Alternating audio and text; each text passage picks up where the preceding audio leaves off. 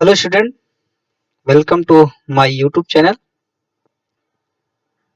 इससे पहले हमने कुछ electrical design and drawing estimation casting second का लेक्चर अपलोड कर रखा है। इसमें एक चैप्टर बचा था विद्युत उपकेंद्र का आगणन। इसको देख लेते हैं। इसमें क्या सामग्री लगने वाली है और क्या रूल्स होते हैं, क्या क्या चीजें इसमें आवश्यक होती हैं, इसको हम पढ़ेंगे। तो सबसे पहले चीजें जो बेसिक है वो जान लीजिए। उसमें बेसिक चीजें हैं कि ये सबस्टेशन का कार्य क्या होता है। सबस्टेशन का जो बेसिकली कार्य होता है वो होता है कि वोल्टेज को स्टेप अप करना, स्टेप डाउन करना। दूसरा होता है कि हम सर्किट को, जो भी लाइन होती है, लाइन को हम यहाँ से कट ऑफ कर सकते हैं, लाइन को हम कट कर सकते हैं और ऑन कर सकते हैं या ऑफ कर सकते हैं। दूसरी चीज हम इस सब स्टेशन से हम फ्रिक्वेंसी को भी परिवर्तित कर सकते हैं, ये भी होता है। तीसरी चीज होती है कि हम इस सब स्टेशन से हम पावर फैक्टर को भी सुधार सकते हैं। पावर फैक्टर कभी कभी क्या होता है, लाइन जब हमारा इंडक्टिव लोड ज्यादा होता है तो पावर फैक्टर क्या होता है, गिरने लगता है। तो इस पावर फैक्टर को हम सब स्टेशन पे क्या करते हैं, लाइन के जो पावर फैक्टर होते हैं उसको हम सुधार सकते हैं। तीसरी चीज होती है कि फीडर को हम यहाँ से ही ऑपरेट करते हैं। जो फीडर होगा कि जहाँ पे हमें लाइन भेजनी है, किस कॉलोनी में, किस सेक्टर में भेजना है, और फीडर से ही हम क्या कर सकते हैं, ऑपरेट कर सकते हैं। तीसरी चीज होती है एसी को डीसी में भी परिवर्तित किया जाता है। डीसी डीसी सबस्टेशन भी होते हैं, वो क्या करते हैं कि आप लोग को एसी को डीसी में परिवर्तित, जैसे कलकत्ता साइड में देखेंगे तो वहाँ की जो रेलवे मेट्रो लाइन है वो डीसी से परिवर्तित की है, डीसी से चलाई जाती है। तो वहाँ पर क्या होता है, कुछ डीसी सबस्टेशन बनाए जाते हैं। वो क्या करता है, एसी को डीसी में परिवर्तित करते हैं। डीसी एसी को क्या कर देगा, डीसी में परिवर्तित कर देता है।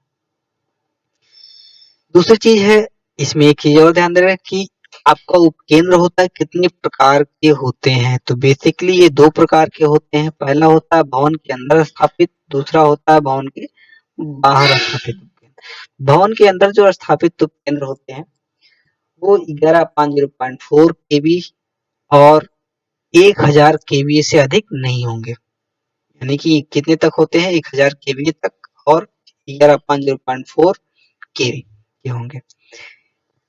इससे ऊपर अगर सजेशन आते हैं तो वो क्या होते हैं, भवन के बाहर स्थापित किए जाते हैं। और पावर रेटिंग भी देखी जाती है। आपका जो केवीए है ये पावर रेटिंग है। एक भवन के बाहर जो स्थापित किए जाते हैं सबस्टेशन, वो क्या होते हैं, पोल पर स्थापित किए जाएंगे या तो फिर नींव पे स्थापित किए जाएंगे। तो पोल पे जो स्थापित करने वाले सबस्टेशन है वो 1150.4 केवी, उसकी पावर रेटिंग कितनी रहेगी, 125 केवी से 300 केवी तक होती है। विशेष स्थिति में 300 केवी का सबस्टेशन बनाया जाता है, नहीं तो अगर 125 केवी तक ही खंबे पर स्थापित किए जाते हैं। दूसरी चीज आती है हमारा, इसमें आता है नींव पर स्थापित उपकेंद्र। ये जो नींव पर स्थापित किए जाएंगे वो सबस्टेशन क्या होगा, 125 केवी से ज्यादा कैपेसिटी के जो भी सबस्टेशन होंगे वो स्थापित किए जाएंगे और उसका वोल्टेज रेटिंग क्या होगी, वो 11 केवी से अधिक की होगी। अगर 11 केवी से अधिक की से कम है तो वहां पर हम क्या करेंगे, जैसे 11.0.4 केवी ये सबस्टेशन पोल पे स्थापित किए जाएंगे, जिसकी पावर रेटिंग कितनी रहेगी, 125 केवी से लेकर 300 केवी तक। और जो अगर भवन के अंदर स्थापित किया जा रहा है तो वो 11.0.4 केवी और उसकी पावर रेटिंग कितनी तक मैक्सिमम हो सकती है, 1000 केवी तक हो सकती है। आगे एक चीज और ध्यान रखना है कि सब स्टेशन में जो भी उपकरण लगते हैं, जो भी डिवाइसें हैं, जो भी मशीनें लग रही हैं, वो क्या क्या हैं। वो सबसे पहले चीज होती है बस बार। बस बार से हम ढेर सारी लाइनें निकालते हैं, ढेर सारे कनेक्शन हम करते हैं यहाँ से। एक प्रकार का बस बार, एक प्रकार क्या होता है, कंडक्टर रॉड होता है, जिससे बहुत सारे टर्मिनल निकाले जा सकते हैं। ये हमारा क्या होता है, टर्मिनल पॉइंट होता है। तीसरी चीज होती है हमारा बस बार, सॉरी बस बार हो गया। तीसरी बात का इंसुलेटर। इंसुलेटर को क्या करता है, जो हमारे लाइव वायर होते हैं उसको क्या करते हैं, उसको धारण करने का काम करता है। और उस जो जिस यहाँ पे लगाया भी जाता है उसके उसके बाद जो है हमारा एक इंसुलेटिंग पदार्थ का बना होता है, ये रहेगा। इसके बाद होता है आइसोलेटर। आइसोलेटर क्या होता है कि लाइन हमारी ऑफ कंडीशन में जो है तो उससे हम एक लाइन को दूसरे लाइन को क्या करते हैं, अलग करने के लिए इस्तेमाल करने वाला एक प्रकार का स्विच होता है। स्विच क्या कहेंगे, प्रकार का स्विच पॉइंट होता है जहाँ से हम क्या कर सकते हैं, अगर लाइन नहीं चल रही है तो एक लाइन को दूसरे लाइन से क्या करते हैं, सेपरेट करने के लिए इस्तेमाल किया जाता है, अलग करने के लिए इस्तेमाल करेंगे। इसके बाद आता है सर्किट ब्रेकर। सर्किट ब्रेकर में हम क्या करते हैं, सर्किट को अलग करने के लिए इस्तेमाल करेंगे, वो भी किस तरह से, अगर उस समय हमारी क्या है, लाइन चालू अवस्था में होगी तब हम क्या कर सकते हैं, इसको ऑपरेट करने के लिए इस्तेमाल करते हैं। अभी देखो, अभी तक हमने पढ़ा कि जब चालू नहीं रहती तो आइसोलेटर से क्या करते हैं, जब चालू रहती है तो सर्किट ब्रेकर का इस्तेमाल करते हैं। एक चीज और है कि जो जी हमारा इंटरप्टर स्विच इस्तेमाल होता है, इंटरप्ट स्विच भी इस्तेमाल किया जाता है, ये प्रोग्रेस स्विच है। और फ्यूज जो होता है, फ्यूज भी इस्तेमाल होता है आपके सब स्टेशन पे। ये क्या करता है, करंट को अगर ज्यादा होती है तो क्या होता है, इसके कंडक्टर जो होते हैं क्या होते हैं, मेल्ट होके सर्किट को क्या कर देंगे, ओपन कर देते हैं। इसके बाद आता है प्रोटेक्टिव रिले। प्रोटेक्टिव रिले का काम क्या है, प्रोटेक्टिव रिले लाइन में जब भी जहाँ पर भी करंट ज्यादा जा रही है, जहाँ पर फॉल्ट हो रहा है, एक नॉर्मल कंडीशन हो रहा है, उसको सेंस करता है और सेंस करके किसको सिग्नल देगा, सर्किट ब्रेकर को देगा। और सर्किट ब्रेकर उस जगह की लाइन को क्या कर देगा, कट कर देगा, यानी ट्रिप कर देगा। आप लोगों के घरों में देखा होगा एमसीबी होता है, एमसीबी एक प्रकार का रिले डिवाइस होती है, उसमें सर्किट ब्रेकर यूनिट होती है और रिले भी होता है, उसमें रिले भी लगे होते हैं। तो रिले क्या करता है, सर्किट ब्रेकर की यूनिट को देता है और वो क्या करता है, लाइन को कट कर देता है। देखा होगा कभी कभी आपके घर में शॉर्ट सर्किट हो जाता है कहीं पर भी, तो आपका एमसीबी क्या है, या ओवरलोड हो जाता है, तो आपका क्या होता है, रिले वहाँ वहाँ का रिले सेंस करेगा और वहाँ के जो भी एमसीबी के लगे एमसीबी आपकी क्या होती है, ट्रिप कर जाती है। फिर आपको दोबारा जाके देखना पड़ता है क्या हुआ क्या नहीं, लोड ज्यादा होता है। इससे क्या होता है, आपकी जो भी लाइन में जो भी आपके सर्किट में लगे हुए डिवाइसें हैं वो चलने से क्या होती हैं, बच जाती हैं। इसके बाद आता है कंट्रोल केबल। कंट्रोल केबल ये सभी सिस्टम में इस्तेमाल किया जाता है, जहाँ पर ओवरहेड लाइन रहती है उस ओवरहेड लाइन से हम अ, क्या करते हैं, सभी सिस्टम में कनेक्शन करने के लिए कंट्रोल केबल इस्तेमाल करते हैं। इसके बाद आता है पावर ट्रांसफार्मर। पावर ट्रांसफार्मर में ये क्या करते हैं, इसका काम होता है वोल्टेज को चेंज करना, वोल्टेज को स्टेप अप करना, स्टेप डाउन करना। इंस्ट्रूमेंट ट्रांसफार्मर आता है। इंस्ट्रूमेंट ट्रांसफार्मर क्या करता है, हाई वोल्टेज हाई करंट को मेजर करने के लिए इंस्ट्रूमेंट ट्रांसफार्मर इस्तेमाल किया जाता है, जिसमें कि सीटी आता है और पीटी आता है। सीटी का कार्य है कि हाई करंट को मेजर करना और पीटी का काम है हाई वोल्टेज को मेजर करना। पीटी का फुल फॉर्म है पोटेंशियल ट्रांसफार्मर और सीटी का फुल फॉर्म है करंट। इसके बाद आता है सूचक एवं मापन उपयंत्र। सूचक और मापन उपयंत्र में आप लोग पैनल बोर्ड पे लगे होते हैं बहुत से meter, volt meter, power factor meter, maximum demand indicator. ये क्या करते हैं, वहां की जो भी रीडिंग आती है उसको नोट करने के, उसको क्या है, इंडिकेट करने के लिए इस्तेमाल किया जाता है। इसके बाद आता है संचार उपकरण। संचार उपकरण में आपका कैरियर कम्युनिकेशन लाइन होती है। एक सबस्टेशन को से दूसरे सबस्टेशन को सिग्नल देने के लिए हम कैरियर कम्युनिकेशन लाइन इस्तेमाल करते हैं। ये लाइन पावर लाइन ही होती है जिसके थ्रू हम सिग्नल को क्या करते हैं, उसी पावर लाइन में फिट कर देते हैं और फिर उसे फिल्टर करके हम क्या करते हैं, दूसरी जगह पे सिग्नल पर हम उसे रिसीव कर लेते हैं। ये हमारा कैरियर कम्युनिकेशन लाइन भी रहती है। लाइट अरेस्टर भी लगे होते हैं। इसका काम है कि अगर बिजली लाइन पर हमारी जो भी लाइन है सबस्टेशन, उस पर अगर बिजली गिरती है तो क्या करता है, इस लाइन को क्या करता है, ग्राउंड कर देता है। अगर ऐसा ना हो तो वहां पर लगी हुई जो मशीनें हैं वो हाई वोल्टेज के कारण क्या होंगी, जल जाएंगी। तो उससे बचने के लिए क्या करते हैं, लाइट अरेस्टर इस्तेमाल किए जाते हैं। लाइन पे बिजली गिरती है तो उस बिजली को क्या करता है, ग्राउंड कर दिया जाता है। लाइट अरेस्टर क्या एब्जॉर्ब करके उसे ग्राउंड कर देता है। इसके बाद आता है स्विच गियर के सिंबल। स्विच गियर के सिंबल्स कौन कौन से हैं उसको ध्यान रखा जाता है। इससे हम उसका डायग्राम बनाते हैं या फिर लेआउट डायग्राम बनाते हैं तो इसका हम इस्तेमाल करते हैं। उसमें देखिए पहली चीज क्या होती है, आपका पीटी का सिंबल इस तरह से इस्तेमाल करेंगे, सर्किट ब्रेकर का सिंबल इस तरह से इस्तेमाल करेंगे। यहाँ पर सीटी नहीं है, आपका क्या है, सर्किट ब्रेकर है। सीटी का करंट ट्रांसफार्मर का सिंबल इस टाइप में होगा और लाइन आइसोलेटर का सिंबल इस तरह पे होगा। लाइन आइसोलेटर जब हमारी इनकमिंग लाइन आती है तो उसी समय ये आइसोलेटर वहां पर लगा दिया जाता है। इससे क्या होता है, इस यहाँ पे हम उस सब स्टेशन के लाइन को काट सकते हैं या फिर इसे हम जोड़ सकते हैं। ये होता है लाइन अरेस्टर है। लाइन अरेस्टर क्या होता है, आपके ट्रांसफार्मर के पास हैवी जो मशीनें हैं वहां पर लगी होती हैं। अगर बाई चांस वो बिजली वहां पर गिरती है तो उस जगह से क्या हो, उस मशीन को सुरक्षा प्रदान कर दी है। ये क्या करता है, उस हाई वोल्टेज हाई करंट को क्या करता है, तुरंत ग्राउंड करने के लिए इस्तेमाल किया जाता है। ये लाइन में ही लगा होता है।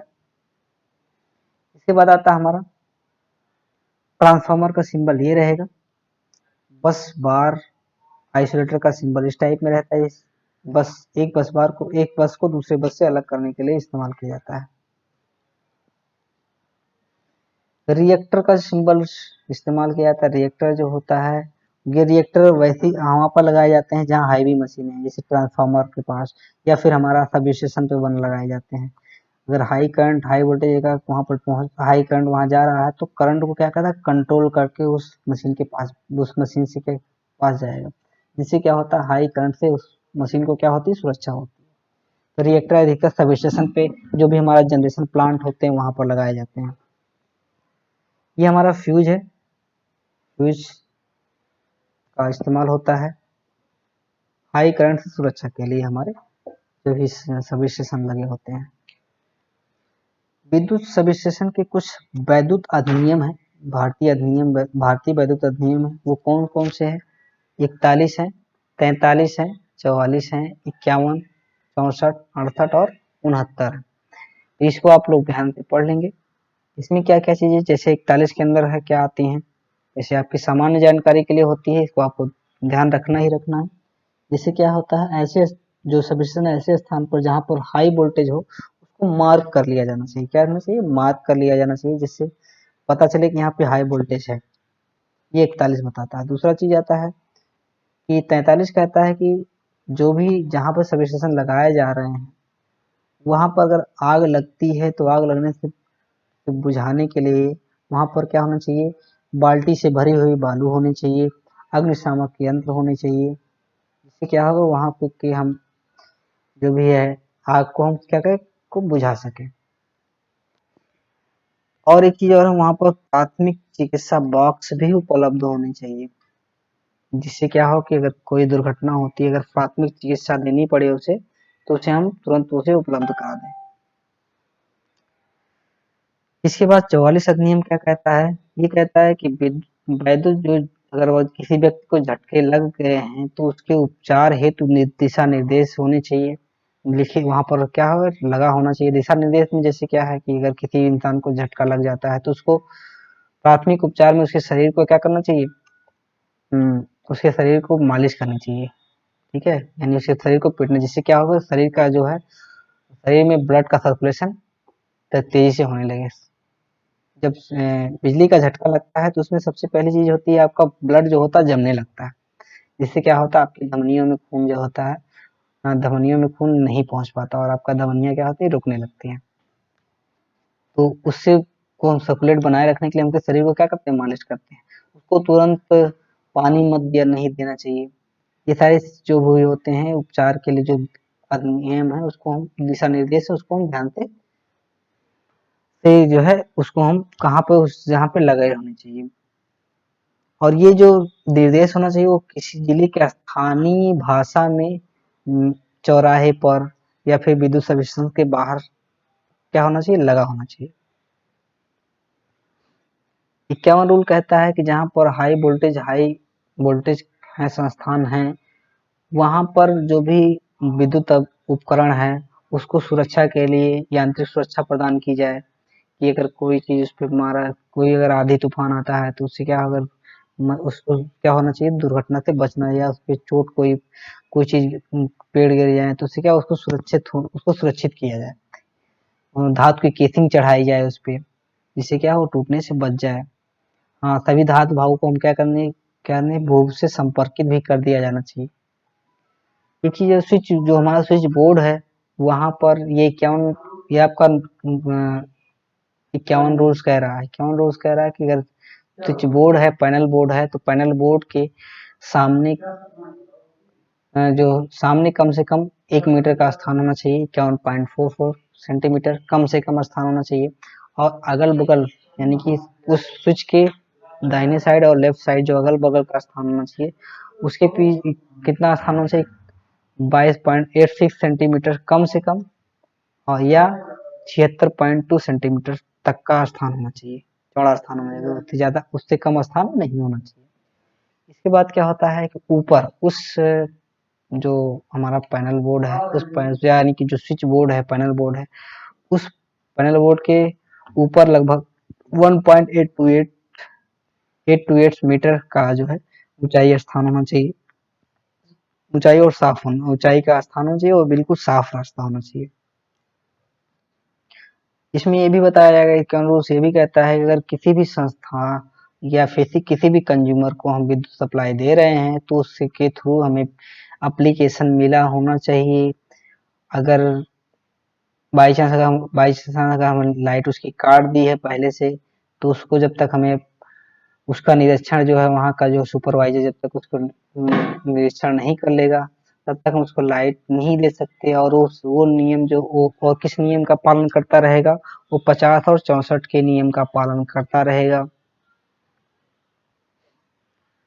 64 नियम कहता है कि जहाँ उच्च वोल्टेज है वहाँ पर वहाँ के सभी जो कंडक्टर हैं वो भवन से दूर होने चाहिए।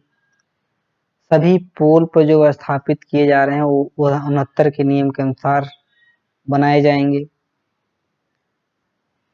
अगर बाई चांस उस सब स्टेशन पर ऑयल सर्किट ब्रेकर या ट्रांसफार्मर ऑयल रखने की व्यवस्था है तो वहां पर आग बुझाने उस तेल में लगने वाले आग को बुझाने की उचित व्यवस्था होनी चाहिए। और वहां का जहां पर तेल रखा जा रहा है वहां का फर्श इस तरह से बना होना चाहिए अगर बाई चांस तेल रिस भी गया तो वो क्या होगा, वो जमीन के अंदर रिस के चला जाना चाहिए।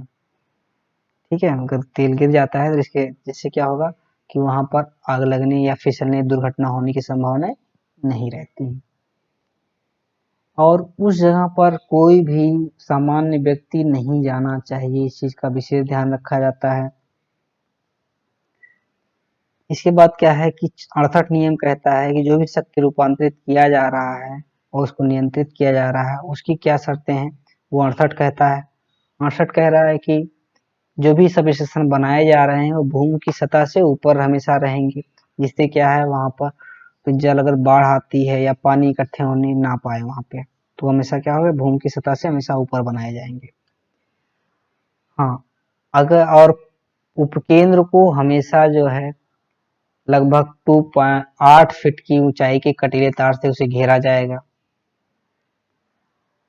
सभी धातु भागों को भूमि संपर्कित भी किया जाएगा। 69 रूल्स क्या कहता है कि पोल प्रारूपी उपकेंद्र जो बनाए जाते हैं 69 रूल्स कहता है कि जो भी पोल प्रारूपी उपकेंद्र है वहां पर एक चबूतरा अच्छी से बनाया जाए, संरचना उपयोग में लाई जानी चाहिए जहां पर व्यक्ति खड़े होकर क्या होगा वहां का मेंटेनेंस कर सके। ठीक है, ऐसी व्यवस्था होनी चाहिए। इसके बाद कुछ सामान्य नियम है। सामान्य नियम अभी तक हमने अधिनियम पढ़ा है, अब सामान्य नियम क्या है, इस नियम को पालन करना ही होता है आपका सब स्टेशन का डिजाइन करने के लिए। तो सबसे पहली चीज क्या है कि जो भी आपका भवन के अंदर अगर सब स्टेशन बनाना है तो वो क्या 1000 केवीए से अधिक नहीं, केवीए मतलब है पावर रेटिंग, और वो क्या होना चाहिए उसकी वोल्टेज रेटिंग कितनी होनी चाहिए 11.0.4 केवी होनी चाहिए। इससे ज्यादा का नहीं, इससे नीचे के ही जितने भी सब स्टेशन होंगे वो भवन के अंदर स्थापित किए जा सकते हैं। दूसरी चीज होती है, अच्छा भी होता है भवन के अंदर स्थापित करना, छोटा होता है। और दूसरी चीज देखते हैं, अगर विशेष स्थितियों में 11.0.4 से अधिक जैसे कि 33/11 केवी तक भी सब स्टेशन बनाए जाते हैं घर के अंदर, लेकिन विशेष स्थितियों में। आगे ध्यान देते हैं, पोल पे जो केंद्र बनाए जाते हैं वो 300 केवीए तक के बनाए जाते हैं, 300 केवीए तक के बनाए जाएंगे। और 11.0.4 केवी जो 100 केवीए तक के होते हैं सब स्टेशन उसके लिए 2 पोल पर स्थापित किए जाएंगे, और जो इससे ऊपर होंगे 300 केवीए तक के वो उसको 4 पोल की संरचना पर स्थापित किए जाते हैं।